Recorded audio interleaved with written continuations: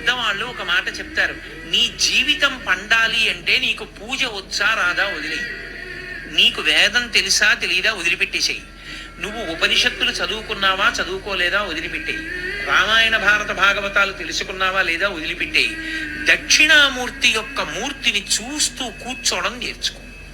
అదొక్కటి నేర్చుకో చాలు, ఏమక్కర్లేదు. ఇంకా దక్షిణామూర్తిని పెట్టుకుని రోజు కాసేపు ఆయన్ని చూస్తే చాలు. మీకు నేను ఇంకా విచిత్రమైన విషయం చెప్పనా, చంటి పిల్లలు కొంచెం కొంచెం పెరిగి పెద్దవాళ్ళు అవుతున్నప్పుడు ఇంట్లో అందమైన దక్షిణామూర్తి విగ్రహం ఉండి, విగ్రహం అంటే ఫోటో కనీసం ఉండి, పిల్లలు కాసేపు దాని వంక చూడడం అలవాటైతే మీరు చూడండి, నేను యథార్థం చెప్తున్న, పెద్దలు నిర్ణయం చేసింది, వాళ్ళు కళ్ళు తిప్పి ఆడుకుంటూ ఆడుకుంటూ పాకడం కూర్చోవడం వచ్చినప్పుడు చూసినప్పుడు వాళ్ళు నిశ్చలంగా కాసేపు ఇలా దక్షిణామూర్తి వంకే చూస్తారు.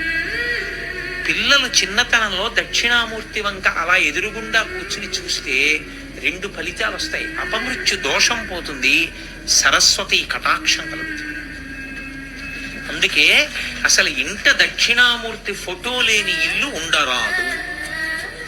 అంత మంగళప్రదమూర్తి ఎవరు అంటే దక్షిణామూర్తియే.